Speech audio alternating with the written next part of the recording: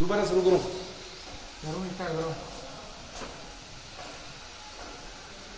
नमस्कार, एक बार फिर से आपका स्वागत है कृष्णा स्कूल रतौ के ऑनलाइन क्लासेस सीरीज के अंदर। आप सब लोग, सभी प्यारे विद्यार्थी, सभी हमारे आदरणीय अभिभावक, सब लोग घर पे सुरक्षित होंगे। लॉकडाउन 4 का पालन अच्छे से आप लोग कर रहे होंगे और हमें उम्मीद है, आशा है कि आप हमेशा विवेक से, बुद्धि से काम लेकर देश हित के अंदर, समाज हित के अंदर, समाज की सरकार की जो एडवाइजरी है उसका पूरा पालन करेंगे और घर पर सुरक्षित रहेंगे। घर बैठे विद्यार्थियों के लिए जैसे पिछले 2 महीने से क्लासेस डिस्टर्ब हैं, इसका हमें भी बड़ा पश्चाताप है, लेकिन कोई कर भी कुछ नहीं सकता। इसलिए उनके लिए ऑनलाइन क्लासेस की सीरीज अपन लेके आए हैं। उसी के अंतर्गत कक्षा 10 की विज्ञान विषय का 6ठा पाठ रासायनिक अभिक्रिया और उत्प्रेरक अपन पढ़ रहे थे, जिसमें अपन ने अध्ययन किया था रासायनिक अभिक्रियाओं के बारे में। रासायनिक अभिक्रियाओं के बारे में अपन ने पूरा पढ़ लिया था कि रासायनिक अभिक्रिया क्या होती है, भौतिक और रासायनिक परिवर्तन क्या होते हैं, रासायनिक अभिक्रिया की परिभाषा, रासायनिक समीकरण क्या होता है, रासायनिक समीकरण को संतुलित कैसे करते हैं या संतुलित करना क्यों आवश्यक होता है, रासायनिक अभिक्रियाओं के प्रकार कौन कौन से हैं, संयोजन अभिक्रिया, वियोजन अभिक्रिया, विस्थापन अभिक्रिया, द्विविस्थापन अभिक्रिया, अपने ऑक्सीकरण अभिक्रिया, अपचयन अभिक्रिया, रेडॉक्स अभिक्रिया, उदासीनीकरण अभिक्रिया, धीमी अभिक्रियाएं, तेज अभिक्रियाएं, ऊष्माक्षेपीय अभिक्रियाएं, ऊष्माशोषी अभिक्रियाएं, सारे बारे में अपन ने पिछले 2 वीडियो के अंदर, 2 क्लासेस पीरियड के अंदर अपन ने पढ़ लिया। तो आप घर बैठे आराम से पढ़ाई करें। मोबाइल का वैसे तो कम से कम यूज करना है, लेकिन अगर मजबूरी है कि पढ़ने के लिए मोबाइल ही चाहिए तो ऐसे में मोबाइल लेना भी है। मेरा सभी आदरणीय अभिभावकों से ये अनुरोध है कि जब भी आप अपने बच्चे को मोबाइल से ऑनलाइन, आपका बच्चा चाहे कुछ किसी भी स्कूल में पढ़ता है, आप उनको ऑनलाइन पढ़ाई करवाते हैं, उनको मोबाइल देते हैं, तो आप उनके पास में जरूर बैठिएगा। इतना लंबा चौड़ा भी कोई ऑनलाइन में आता नहीं है भाई। छोटे बच्चों के लिए होमवर्क डालते हैं अपन, तो वो 15-20 मिनट, आधा घंटे में एक बार उन्होंने उतार लिया मेन चीजें, फिर वो अपना वर्क करने लग जाए। तो तब तक आप उनके पास बैठे बच्चे से, ताकि बच्चा मोबाइल का मिसयूज नहीं करे। तो इसी कड़ी में अपन पाठ को आगे बढ़ाते हैं और ये पाठ उत्प्रेरक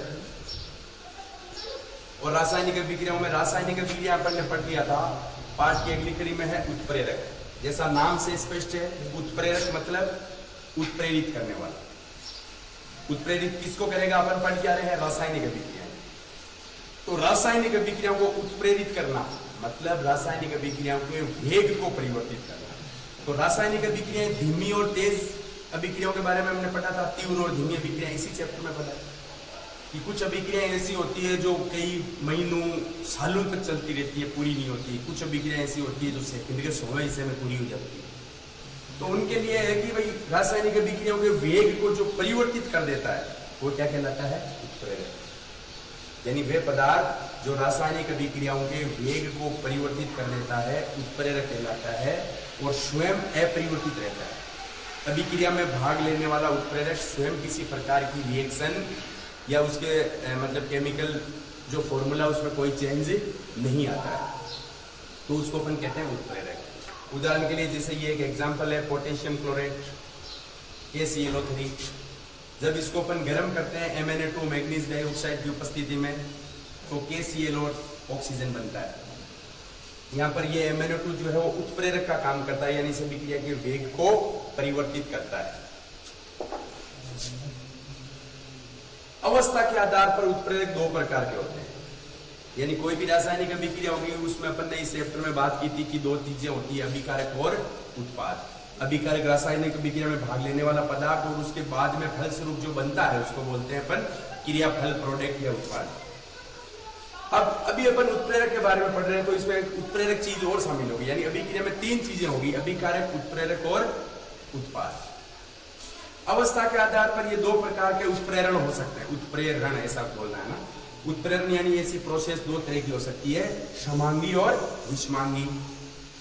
समांगी जैसा नाम से स्पष्ट है, समांगी उत्प्रेरण किसको कहेंगे कि वे रासायनिक अभिक्रिया जिसमें अभिकारक, उत्प्रेरक और उत्पाद तीनों की भौतिक अवस्था सेम होती है, एक समान होती है। उसको अपन क्या कहेंगे, समांगी उत्प्रेरक। जैसे उदाहरण के लिए ये अपने मेथिल एसीटेट है, CH3COOCH3, मेथिल एसीटेट, H2O, ये अभिक्रिया HCl उत्प्रेरक की उपस्थिति में बना क्या है, एसिटिक अम्ल और मेथेनॉल। सबकी जो भौतिक अवस्था है, मेथिल एसीटेट लिक्विड है, जल लिक्विड है, HCl हाइड्रोक्लोरिक अम्ल लिक्विड है, ये अपने एसिटिक अम्ल लिक्विड है, और ये अपने मेथेनॉल भी क्या है, लिक्विड है। सारे अभिकारक उत्पादों और उत्प्रेरक की जो भौतिक अवस्था है वो क्या है, द्रव है, लिक्विड है।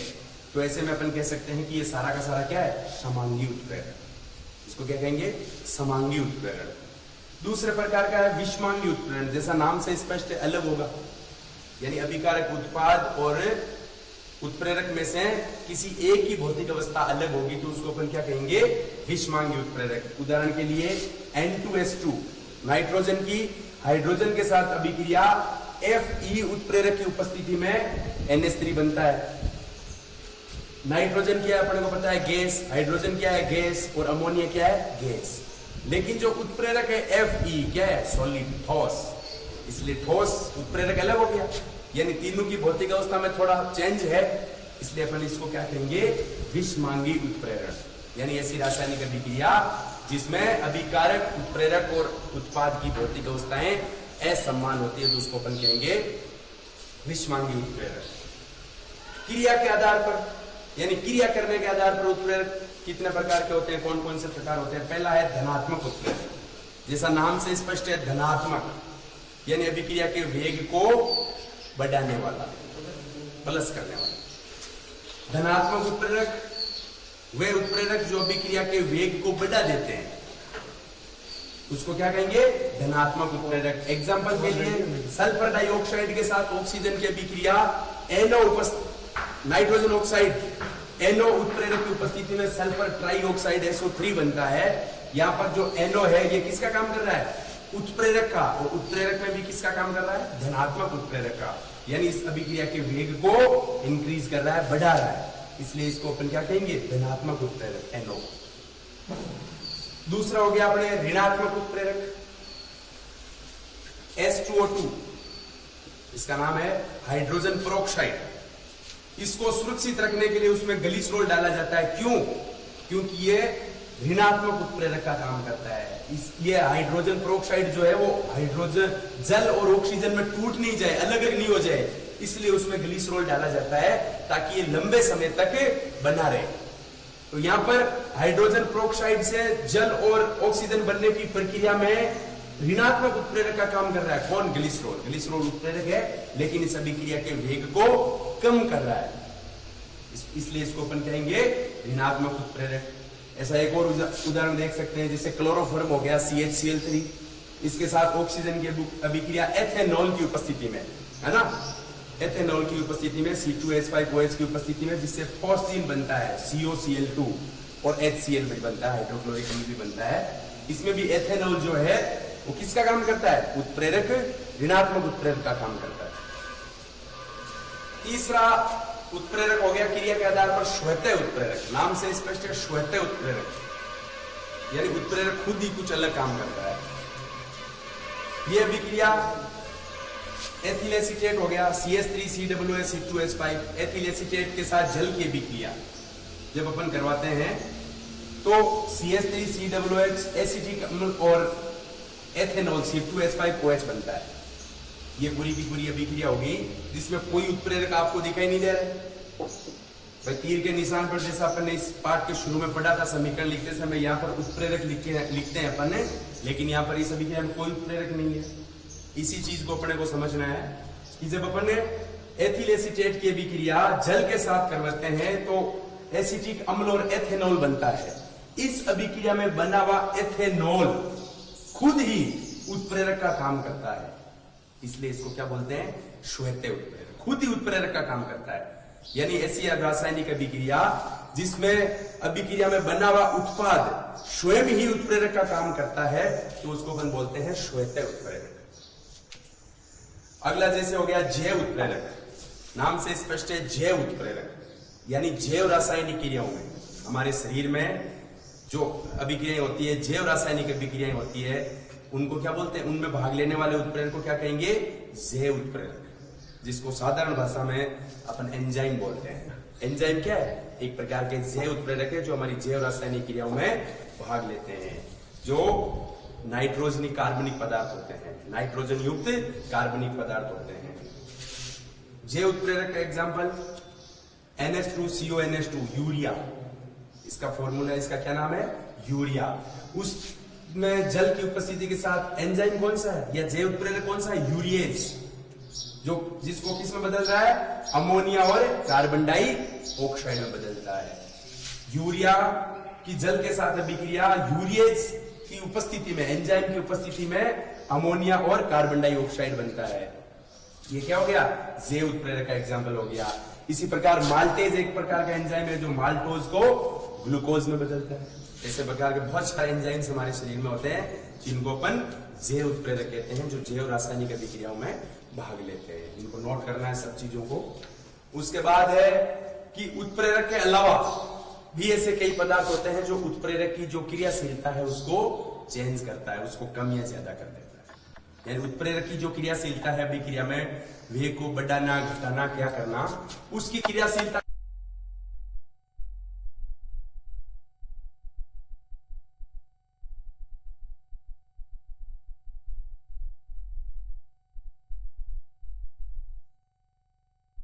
डाला है उसकी क्रियाशीलता को बढ़ा देता है, वर्धक यानी बढ़ा देना, वृद्धि कर देता है, उसमें बढ़ा देता है, उसको अपन कहते हैं उत्प्रेरक वर्धक। यानी ऐसे पदार्थ जो उत्प्रेरक की क्रियाशीलता को बढ़ा देता है उत्प्रेरक वर्धक कहलाता है। जैसे नाइट्रोजन की हाइड्रोजन के साथ अभिक्रिया में MO और Fe, Fe इसमें उत्प्रेरक है, लेकिन MO क्या है, उत्प्रेरक वर्धक है। जो Fe की जो क्रियाशीलता है उसको क्या कर रहा है, बढ़ा रहा है। Fe जो उत्प्रेरक है फेरम, उसकी क्रिया को MO जो है वो उसकी अभिक्रियाशीलता को या इसकी क्रियाशीलता को बढ़ा रहा है, इसलिए इसको अपन क्या कहेंगे, उत्प्रेरक वर्धक। दूसरा है उत्प्रेरक विष। ये जो Fe है ये इस अभिक्रिया के वेग को कम कर रहा है। तो इस आधार पर अपन देखते हैं कि ये जो अभिक्रिया में जो उत्प्रेरक है उसके अंदर जब ऐसा कोई पदार्थ डालते हैं जो उस अभिक्रियाशीलता उत्प्रेरक की क्रियाशीलता को कम या ज्यादा कर देता है, उसके आधार पर उत्प्रेरक वर्धक और उत्प्रेरक विष होते हैं। तो ये उत्प्रेरक एक छोटा सा टॉपिक है, उदाहरण सहित इनकी परिभाषाएं अपने को याद रखनी होती है, कॉपी में सबको नोट भी करना है। उत्प्रेरकों के गुण जो जैसा अपन ने अभी पढ़ा है पिछले 10-15 मिनट में, इसके आधार पर अपन गुण भी बता सकते हैं कि उत्प्रेरक वे पदार्थ हैं जो रासायनिक अभिक्रिया के वेग को परिवर्तित कर देते हैं, पहला गुण हो गया। दूसरा गुण हो गया कि ये स्वयं अपरिवर्तित रहते हैं, खुद के लिए इनका कोई मतलब चेंज नहीं होता, खुद के रासायनिक संगठन में खुद अपरिवर्तित रहते हैं। तीसरा हमने देखा कि अलग अलग अभिक्रियाओं में अलग अलग उत्प्रेरक है। भाई यहाँ पर HCl उत्प्रेरक है तो HCl ही रहेगा, अपने मर्जी से अपन यहाँ पर कुछ भी नहीं लिख सकते कि उत्प्रेरक ये AP यहाँ पर लिख दिया, नहीं हो सकता। तो उत्प्रेरक क्या होते हैं, विशिष्ट होते हैं। किसी भी विशेष रासायनिक अभिक्रिया के लिए उत्प्रेरक भी विशेष होता है या विशिष्ट होता है, हर जगह कोई भी उत्प्रेरक काम नहीं करता। ये तीसरा हो गया। चौथा गुण हो गया कि उत्प्रेरक केवल अभिक्रियाओं के वेग में परिवर्तन करते हैं, अभिक्रिया को शुरू नहीं करते, अभिक्रिया को शुरू वो नहीं कर सकते। तो इस प्रकार से अपन देखते हैं कि अभी उत्प्रेरकों के बहुत सारे 3, 4, 5 प्रकार के गुण हैं जिनको अपन अच्छे से पढ़ सकते हैं, इनको नोट कर सकते हैं, जैसा मैंने बोला है। तो ये जो छठा चैप्टर था अपना, जो 10वीं की जो केमिस्ट्री की किताब थी उसका आधार चैप्टर है, रासायनिक अभिक्रियाएं उत्प्रेरक, जिनको बारे में अपने को समझना आवश्यक होता है। तो ये कंप्लीट होता है, इसको आप अच्छे से कॉपी में नोट करें, अच्छे से लिखें। लॉकडाउन के अंदर, छुट्टियों के अंदर जितना हो सके अपनी तरफ से अच्छा प्रयास करें, तो ये छुट्टियां यूजफुल हो जाएगी। स्कूलें जब भी खुले, कब खुले अपन कह नहीं सकते, जब भी खुले तो अपने पास कम से कम थोड़ी सी ऐसे प्रिपरेशन होनी चाहिए कि भाई मैं स्कूल जाऊंगा तो मेरे को कम से कम 10th क्लास का 1, 2, 3 चैप्टर हर सब्जेक्ट में आता है। इसके लिए हम भी कोशिशें कर रहे हैं, आप भी कोशिशें करें घर पे। सभी अभिभावक अपने बच्चों को पढ़ाने के लिए प्रेरित करें तो अच्छा होगा। तो नेक्स्ट जो भी पीरियड आएगा 2-3 दिन बाद में, उसमें अपन इसके अगले चैप्टर के बारे में चर्चा करेंगे। बहुत बहुत धन्यवाद, अपना ख्याल रखिएगा।